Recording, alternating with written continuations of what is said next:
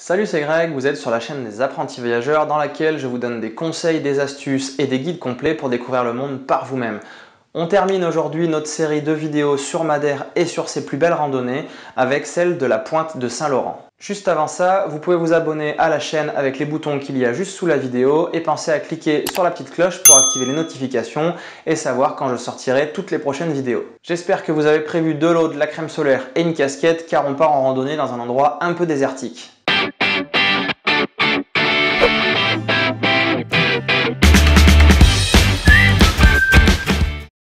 Voici donc la dernière randonnée que je vous conseille de faire sur Madère, qui est celle de la pointe Saint-Laurent. Alors cet endroit se situe tout à l'est à peu près de l'île de Madère. Ici, une fois de plus, on trouve des paysages complètement différents de tout ce que vous avez pu voir avant. On oublie l'altitude puisqu'on n'est pas loin du niveau de la mer. On oublie la végétation puisqu'on est dans un endroit hyper désertique. Mais par contre, vous allez profiter de la couleur magnifique de l'eau et des falaises qui l'encadrent en vous dirigeant pratiquement jusqu'au bout de l'île. Cette randonnée est très facile à trouver. Je vous ai mis le point GPS dans le fichier qui va avec mon guide complet à télécharger que je vous ai mis en lien sous cette vidéo. Alors cette randonnée prend environ 4 heures, elle vous demandera de faire 8 km en aller-retour et elle va vous donner des paysages de bord de mer à couper de souffle.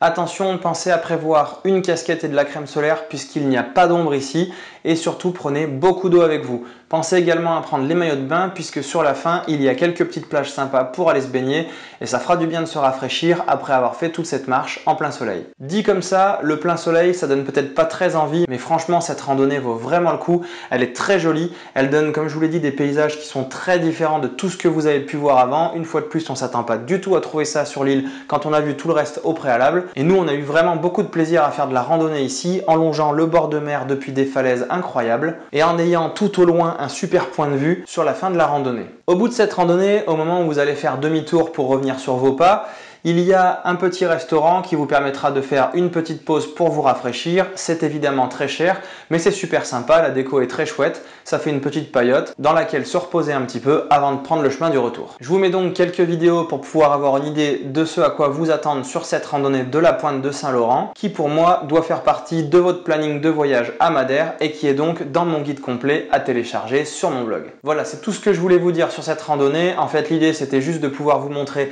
quelques vidéos pour essayer de vous donner un avant-goût de ce qu'il y a à voir sur Madère. Ça termine donc toute la série des vidéos sur les randonnées de Madère. J'espère que ça vous a donné envie d'aller découvrir cette île magnifique. En tout cas, nous, on est tous revenus avec de superbes souvenirs et s'il fallait y retourner, ce serait avec un grand plaisir. Il me reste une dernière vidéo à vous présenter sur Madère. Je vous laisse découvrir ça en restant branché sur la chaîne.